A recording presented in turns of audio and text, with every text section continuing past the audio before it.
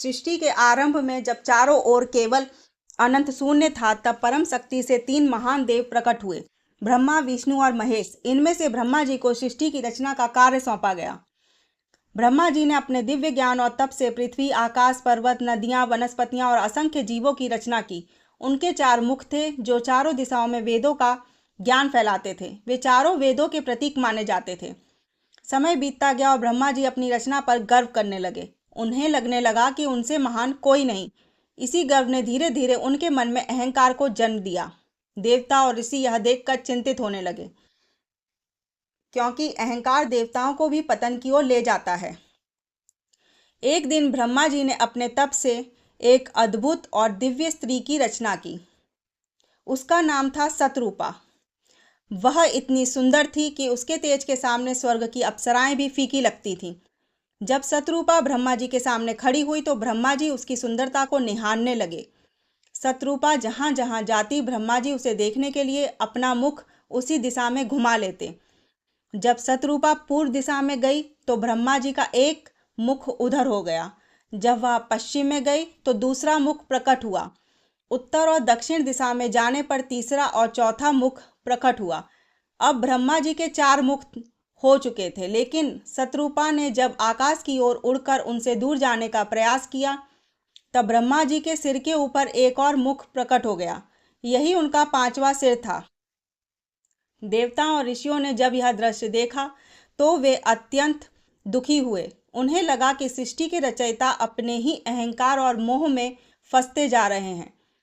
यह बात भगवान शिव तक पहुंची। शिव जी संसार के संतुलन और धर्म की रक्षा करने वाले थे। उन्होंने समझ लिया कि यदि ब्रह्मा जी का अहंकार नहीं रोका गया तो सृष्टि में असंतुलन फैल जाएगा। भगवान शिव कैलाश पर्वत से उठे और ब्रह्मा जी के सामने प्रकट हुए। उनका स्वर गंभीर था और आंखों में अग्नि समान तेज चमक रहा था। उन्होंने ब्रह्मा जी से कहा, हे ब्रह्मदेव, आप सृष्टि के रचयिता हैं। आपको ज्ञान और विनम्रता का मार्ग दिखाना चाहिए, लेकिन आपका अहंकार आपको सत्य से दूर ले जा रहा है। ब्रह्मा जी ने उस समय अपने गर्व में डूबे हुए थे। उन्होंने शिव जी की बातों को हल्के में ले लिया और कहा, मैं सृष्टि का निर्माता हूँ, मेरे समान कोई नहीं।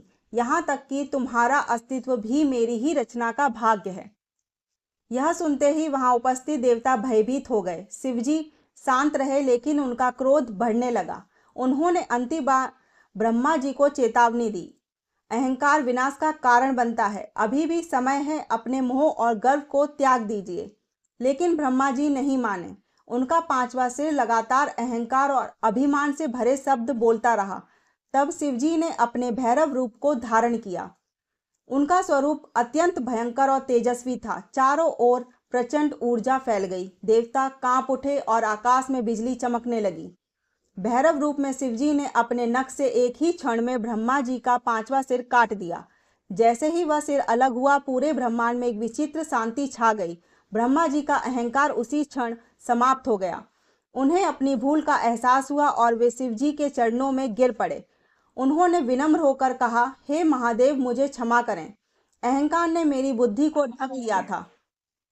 आपने मुझे सत्य दिखाया। शिवजी का क्रोध शांत हो गया। उन्होंने ब्रह्मा जी को उठाया और कहा, जो व्यक्ति अहंकार में डूब जाता है वह अपने ज्ञान को खो देता है। सच्चा महान वही है जो विनम्र रहता है। लेकिन 5वां सिर काटने के कारण शिवजी पर ब्रह्म हत्या का दोष लग गया, क्योंकि ब्रह्मा जी सृष्टि के प्रथम ब्राह्मण माने जाते थे। उस कटे हुए सिर का कपाल शिवजी के हाथ से चिपक गया। तब शिवजी भिक्षाटन करते हुए पूरे संसार में घूमने लगे। वे एक स्थान से दूसरे स्थान तक गए, लेकिन वह कपाल उनके हाथ से अलग नहीं हुआ। अंत में शिवजी काशी पहुंचे। वहां गंगा के पवित्र तट पर उनका पाप समाप्त हुआ और वह कपाल उनके हाथ से अलग हो गया। तभी से काशी को मोक्ष की नगरी कहा जाता है। माना जाता है कि वहां स्वयं महादेव निवास करते हैं। इस घटना के बाद ब्रह्मा जी ने अपने अहंकार पूरी तरह त्याग दिया। उन्होंने तपस्या और ज्ञान का मार्ग अपनाया, लेकिन इस घटना के कारण संसार में उनकी पूजा बहुत कम होने लगी। आज भी भारत में ब्रह्मा जी के बहुत कम मंदिर हैं। जबकि शिवजी और विष्णु जी के मंदिर बहुत हैं। राजस्थान के ब्रह्मा मंदिर पुष्कर को ब्रह्मा जी का सबसे प्रसिद्ध मंदिर माना जाता है। यह कथा केवल देवताओं की कहानी नहीं बल्कि मनुष्य के जीवन का भी गहरा संदेश देती है। चाहे कोई कितना भी ज्ञानी, शक्तिशाली या महान क्यों ना हो, अहंकार अंततः उसके पतन का कारण बनता है। विनम्रता, संयम और सत्य का मार्ग ही व्यक्ति को वास्तविक महानता तक पहुंचाता है। भगवान शिव द्वारा ब्रह्मा जी का 5वां सिर काटना इसी सत्य का प्रतीक माना जाता है। धन्यवाद।